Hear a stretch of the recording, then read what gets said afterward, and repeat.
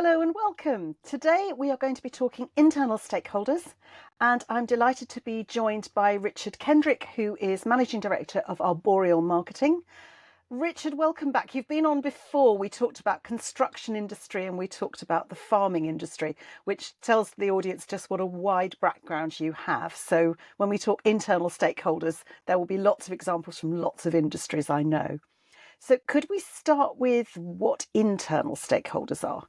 Well, an internal stakeholder is essentially, the best way of putting it is it's any customer that isn't external, I would imagine. So marketing is one of those it's one of those really interesting departments where it touches pretty much every other department in a business, and it also talks to customers. So I think one of the classic things one of the classic things we teach in marketing is around marketing is a bridge between the organization and the customer. And that part, that organization part, that bridge part is really important for marketing. So you're going to have a number of different types of stakeholders. In this instance, a basic stakeholder definition is anybody who's got a vested interest in what we're doing. So that could be the owner of the business, all the way down to the person on reception who needs to know what promotions we're running in case they take a phone call. How involved you have to be with each of those stakeholders depends on the project you're doing, the campaign you're doing, and of course the objectives you're trying to achieve from a marketing point of view. I suppose the danger from marketing is that we forget the internal customer because we tend to be quite focused on the external because that's where the money comes from. We can do. I think I'd probably say actually it might be the reverse of that. Sometimes we get too focused on the internal customer because they're the ones that are dictating to us or affecting how we complete a project. So I found in my life there are a couple of different ways that a project will run. You'll either have a really great understanding between the marketing department and other departments. So I've worked in places where cross-functional working is great, sometimes even at an international level. I worked for a Dutch company and we were able to make sure that all of the different departments, so that could be in this instance, we were actually selling physical product. So we had 500,000 different products. It was when I was working in farming. So we had to make sure if we were running a campaign that everything was in the warehouse that had been purchased at the right price. We were selling it at the right price or advertising it at the right price. We had to make sure that it was set up on the website in the right way. We had to make sure the account managers were aligned on which campaign we were going to run. And what was really great about that place was that everybody talked to each other regularly. They were all involved in project meetings. The stakeholders had a vested interest, so they were actually involved in the project as owners or as members of the project. They weren't just informed as the campaign was about to happen. So in those instances, actually, we become focused on the customer and things run really smoothly and a project gets to the end well. I've also worked in the flip side where you end up in very siloed businesses where marketing and perhaps sales are possibly the closest and they talk the most, but they haven't spoken to logistics and purchasing about what they're about to do, or they haven't talked to IT about whether or not they can actually get that app built and out the door, which they promise now to customers through communication. So I've worked on both sides of the net, and actually when you're in a silo-based industry or a silo-based organization, it's very, very easy to get stuck in the weeds and you end up with lots of conversations where you're actually running around trying to stop fires rather than create a great campaign and execute a great campaign. You're basically just chasing your own tail and it becomes inefficient. So it depends on the culture of the business, I think, as to how well that executes. Okay, so there's some great bits there. So can we talk about where it works well? Because I suspect, in fact, we all probably know better where it doesn't work. So where it works well, you said it was to do with the culture. So how does the culture help? So where I've worked in places with really great cross-functional culture, it tends to start with respect for expertise. So by that I mean, whoever's at the top of the business understands that they're hiring experts and they let them be experts in what their expertise is in. So if you're a marketeer, they understand that being a marketeer is a profession. It's something that we train really hard in. It's something that we learn over time. And more than at any point in marketing's history, it is a very, very technical subject now. It's a technical thing to be in. You need to know about SEO and how code works, and you need to understand how PPC is going to be affected by an algorithm. It's not just posters and crayons. And I think that where you work in businesses where that's respected and understood, you end up in a position where actually cross-functionally everybody respects what marketing does, and so it becomes an equal player at the table rather than dictated to or knocked about by the departments. So where it works well is usually when people at the top understand what marketing is and how it benefits the business. The flip side of that is when people don't understand that and they see it as just a support function for sales or posters and crayons and advertising and flyers. Then you tend to find that everybody in the business, regardless of what department they're in, has an opinion on how you should complete your job and and they seem to know how you should complete your job better than anybody else, which is really, you don't find that in finance. You don't see people going in going, hey, the way you capex that last thing wasn't right. That doesn't happen, and yet it seems to happen to marketing. So I think those are the flip sides, where you've got someone at the top and where you've got a culture of respect for everybody's expertise, and where that expertise is allowed to shine, you end up with really well executed projects and great departments, really fun places to work. Can we go through some of the different types of internal stakeholders? Because we've been quite broad brush. So, what sort of internal stakeholders do we have? How would you classify them? So you've got the classic sort of stakeholder analysis around who needs to be managed and informed and included, all that kind of stuff. But at a very basic level, you've got the people who own the purse strings and decide on what objectives we need to be going after. So you've got your people at the top. You have those that could be your CEO or your managing director, your finance director, your SLT, basically. Those people at the top who are going to decide on what direction we go in and what really you need to achieve in a marketing department. Those are going to be your key stakeholders, and making sure you've got a great relationship and there's a two-way conversation there, and understanding that they are looking to achieve something with their business, and understanding what that is so that you can help with that from a marketing point of view. If you don't know why your business is in business, you can't market it effectively. So you need to build that relationship with those stakeholders to understand why is the business, why is it doing it, what it's doing. A lot of those people will say to make money, but that's a result of what you do. It's not why you do it. So you've got those people at the top. Then you've got your sort of more peer-to-peer stakeholders.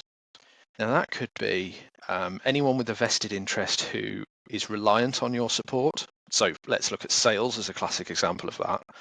Your sales stakeholders there, if you don't go out and communicate what you're selling, then they've got a much harder job, a much longer job to try and convert their customer base.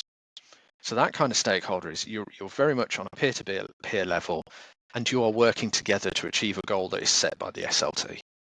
And they'll have their own pressures in terms of targets and everything, and you've got your targets, and it's about how you align those things and build a personality relationship there, so that you can align your goals, you understand each other, you understand your boundaries, and you go and execute well.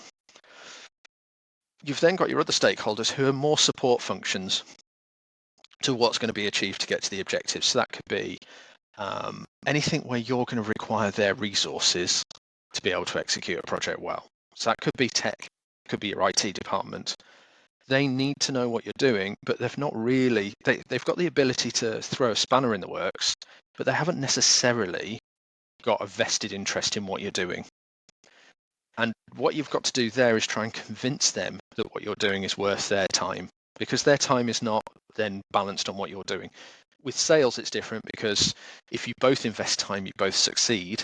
It's not the same with an IT department or an HR department. They will succeed whether you're there or not. So you have to do more of a convincing job. You need to do more of a sales pitch internally, an education job around why you're more important for those resources than another department, because they're going to be spread as thin as you are. The thing I've learned working for a lot of businesses is that you never have enough resources. You hope you're going to get enough resources, but it doesn't matter which department you work in, you never have enough resources. So when those are all spread thin and there's too many projects, you have to be the one that comes up with the most compelling pitch as to why you need those resources. Then you've got the people who can affect the brand, but actually have no impact over what your project is in any way, shape, or form. And that could be people who are answering the phones. It could be people who are designing any sort of clothing or anything daft like that for the business. Every single one of those, let's take a receptionist as an example. That person is answering the phone and answering it in a way, and that's the first contact that customer or prospect might have ever had with your business, which means that's the first impression they get of your brand.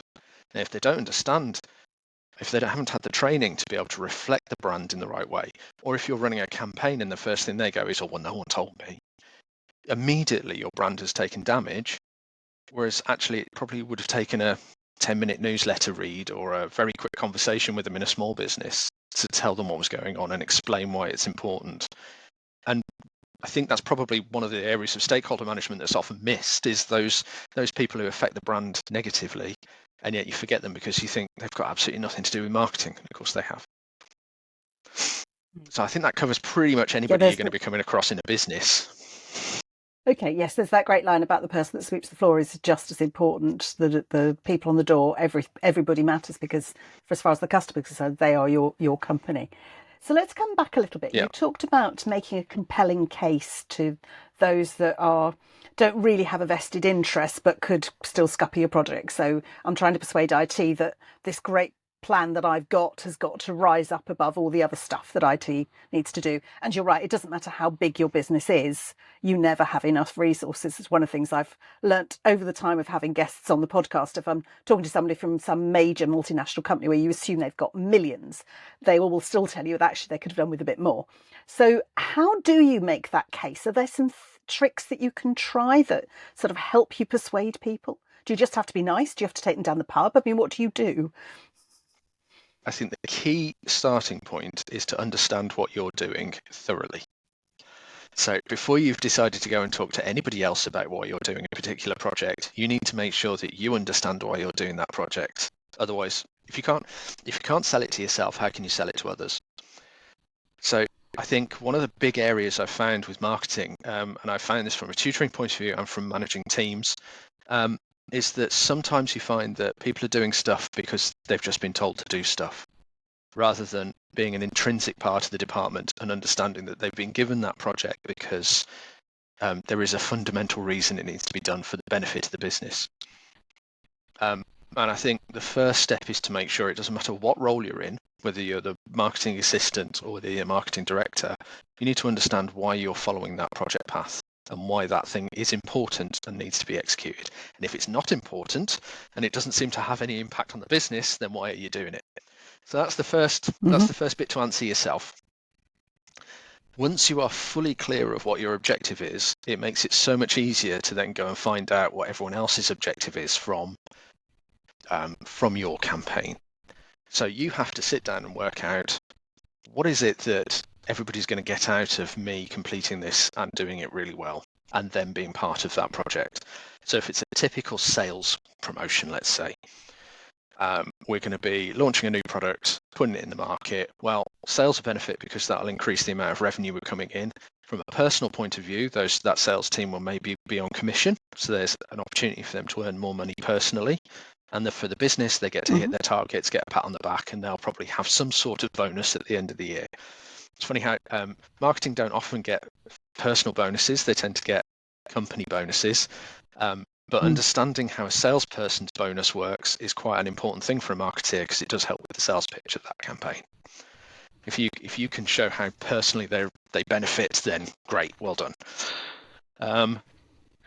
The sales guys tend to get it and understand it more than anybody else. If you're pitching to one of those support functions, like HR, I need this resource to come in to help me with this project, or IT, I need this time to build an app or get something extra on the website. That comes down to what I would say is the risk versus reward of that project for that person. So you're going to ask them to step away from a different project, and you've got to make sure that you can sell to them and say, actually, this is going to be much better. So knowing what their department KPIs are is really important. And this comes back to that cross-functional. If you're a cross-functional business, generally, all the heads sit together and have those meetings where they all understand what the overall corporate objective is, but what everyone else's individual objectives is, or department objectives are underneath that. And you can then, once you understand that, you can then say, well, actually, if I do this, then you benefit as well. Or if you need this, then I can help with that. And it becomes a bit of a quid pro quo. So it's always about negotiation. It's always about compromise, because you'll never get exactly what you wanted right at the beginning. So you have to know where your line is to be able to get that project done. And it'll be, and walk away from that deal feeling comfortable rather than walking away thinking, oh, well, I can't do it now. There's always that compromise between two departments. And then also knowing, how does the other person benefit, and how can I sell that I'm going to benefit them through doing that action? So it doesn't come through taking them to the pub. Generally, it comes from actually just sitting in a room or sitting on a Teams meeting and getting to know them and having that personal conversation where you're like, well, this is what I'm trying to do. What are you trying to do? How do we meet in the middle? Okay, so there is quite a structure to that, isn't there? Because it's understanding the corporate objectives, and therefore, you said, why are you in business? So it's understanding that, and then it's understanding where the business is trying to go in the short term, but and therefore how everybody contributes to that. Is that fair? Yes, I think so. And I think in some organizations it comes easier because of the nature of the structure of the business. So people are more open to talk to each other. Maybe they're all based in the same office. Maybe it's all in one country. Maybe it's a small business. So it makes it easier. But it's still very possible when you're in, for instance, when I was in farming, we were in 28 countries. We were all introducing a new CRM system. It was very important that we all got on the same page with it in multiple different languages. And yet, because of the structure of the business and the way that it was ingrained that these project teams were cross-functional and someone from every department was involved in the conversation right from the very beginning, it meant that those things ran very, much smoother. I think a key thing that marketing often does is it will run off and go and do a thing, and it'll forget to involve people right at the beginning. And so they'll go, hey, we've got this thing launching next week. Can we have X, Y, Z? And that is probably one of our fatal flaws, because actually what you're then doing is adding extra workload to a department rather than benefiting them. And I think one of the things that we could improve a lot more is being planned far enough ahead that we can go to them at the beginning of the year and say, this quarter, we are going to do X, Y, Z. Can you help us with it? Or for next year, for Q1, this is what we're going to land. For Q2, this is what we're going to land, etc., etc. So I think it's one of our things that we need to be reactive as a department, but we're not proactive enough often. And ironically, that comes from being more planning. So yes. I think sometimes one thinks being proactive is being sort of very agile and moving around, but actually you do need a certain element of planning so everybody else knows what's coming. Yes, particularly with the largest projects. If you plan to launch an app and you're going to do it in Q3 of next year, ideally you need to make sure that the business knows about that right now. At the very latest, you need to build it into your budget. You need to build it into your communications planning, into your media planning. You need to make sure that things like with any big business, if you're introducing a new app, that means you're bringing on probably a third-party provider who's going to build it for you, in which case they've now got to get through all the security checks from the IT department. They've got to be onboarded by the suppliers and purchasing teams, and that could take a long time. A business I worked for recently, it could take anything from 6 to 8 weeks to get a supplier onboarded. Well, if you do that now, you're halfway through Q1 next year, in which case you've now lost time before the contract's even been signed, let alone the app's been built. So I think with certain things like that, it's an overall awareness of how the company operates, so that you can make sure that you're talking in the same way to each member of the departments, rather than making an assumption that everything's just going to work at a click of our fingers and then going and trying to get it done. You've worked with me then. It's a very interesting. Okay, so I can hear people, including me, thinking, but I'm in marketing, I've got to be agile, I've got to react to things, I've got to be, something happens and you want to react. How do you fit that in? Because it's a question we get frequently when we're talking about planning. People will say, but I can't plan because things change. So when I'm dealing with internal stakeholders and I'm trying to plan and I'm trying to be agile and reactive, how do I fit all that in? So when you say I need to be agile and reactive, usually that's because there's going to be a number of different reasons. The first is, do I need to be reactive because the external landscape has changed? And there's not a lot you can do about that. You have to plan for what you think the situation is going to be in the future. So you put your plan together and you make sure you evaluate and review it regularly so you can change the plan. The plan a plan is not a concrete thing. It should be a fluid and living document. So you put the plan together and you involve everybody at the beginning, and yeah, something is going to change over the next 12 months. I mean, look at the last 12 months, nothing stayed the same for several weeks, and you adapt to it and you react, but everyone is in the same boat. So if you know that something's going to change and you've got a plan in place and you know who's going to be involved in that particular project as part of that plan, everybody's already informed and is expecting you to come to them rather than it all be a surprise and a flap for everybody. So I think that's the first thing. The second thing is you have to make time to plan because it's the most important thing. If you haven't got a plan, you haven't got objectives set. If you haven't got objectives set, then you're just doing stuff again. And we're back to being a posters and crayons department, which we're not. Then I think the other thing is that the things that will change, if it's an external thing, you can't help that. If it's an internal thing, if you're already making a plan and you've built those relationships internally, then that change should be telegraphed to you from quite a way off. So it means that you're not suddenly flapping at the last minute. I'm not going to say that's never going to be the case, but you shouldn't, the majority of the time, be flapping about something that you know is coming down the pipeline and you can therefore plan for the change. I think where the balance is creating a plan that is easily communicated and means something to the business versus planning for planning's sake and having 1,000 Gantt charts that people take too long to read, are too complicated, don't get you anywhere. And I've been involved in both, I have to say, where a very quick SOSTAC plan knocked together and shared with people as a living document is one thing. Having 5 different Gantt charts across the same, just within one half of the marketing team, isn't going to get you anywhere. It gets you tied in knots, and suddenly you see leads drop off. So I think it's about knowing the right formula. It's about knowing it's about being involved as well within the business. I think a lot of younger, maybe I wouldn't say, maybe less experienced marketing people who are entering marketing for the first time, might not necessarily have the right communication skills to just go and wander in and start building those relationships with the right people, the right stakeholders. But often it's a case of, as long as people are aware of who you are and what you do, life becomes a lot easier. So within any business, if I start working on a project with a company, the first thing I want to do is introduce myself to everybody, find out something that makes them tick, find common grounds for interest, make sure I'm having a chat with them beyond, I've got this project.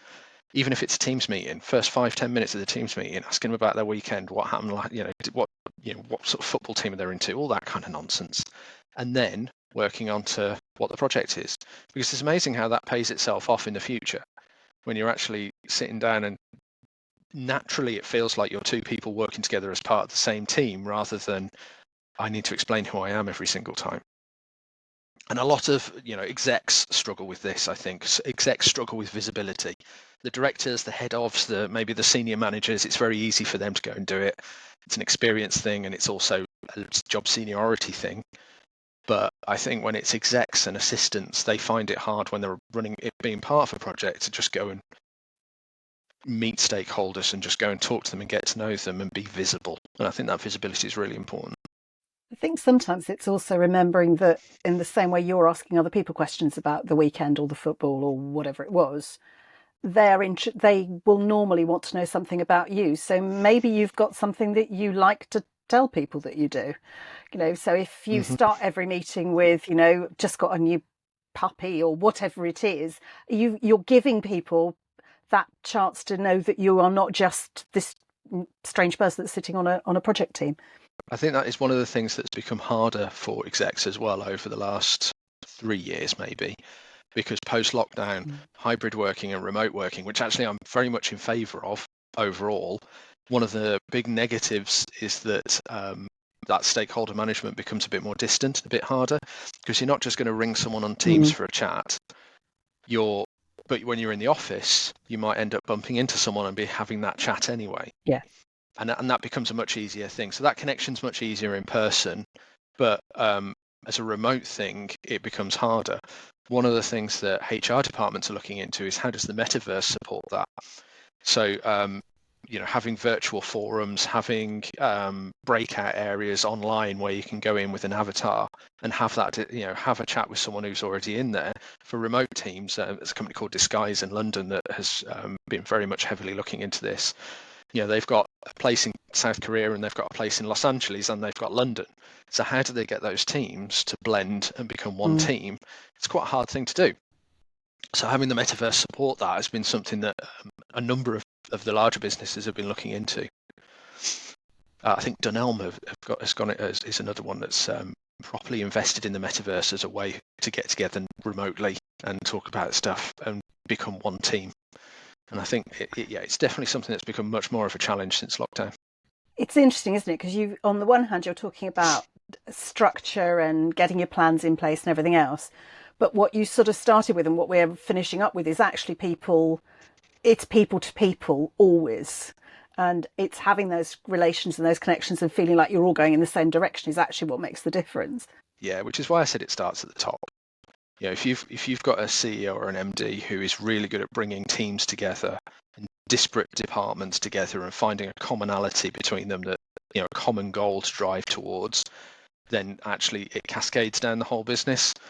But similarly within marketing, we cannot as a department, because of how the profession we're in, we can't just sit there and be silos, because then that means that the people who actually lose out in the end are the customers, because we end up executing poor campaigns. The business doesn't meet its objectives. The customers get poor service or don't know about products that would have suited them or services. So actually customers lose out, and internally our internal customers lose out. So marketing really can't, it will fail if it becomes a silo. I think I started with the bridge Richard, between the organisation and the customer, didn't I? And I think you're right. We are the bridge often between the organisation and the customer. And you also started by saying that we're one of the departments, or one of the few departments that has connections with all other departments and the customer. And that's quite a major thing. Richard, that was really, really helpful description of internal marketing and managing internal stakeholders. Would there be any sort of things that you would want people to take away that sort of said, well, if I want to do something about internal stakeholders, what should I be doing? I would be asking questions about why I'm completing the projects I'm doing and understanding the business inside out. So know your objectives, know why you're doing that stuff and why the business is in business, and then know why your colleagues in other departments, your peers, know why they're doing their things. So find out why. That's the most important thing. Not just I'm doing stuff. Why are you doing that stuff? Brilliant advice. Richard Kendrick, MD of Arboreal Marketing, thank you so much for your time. Thank you.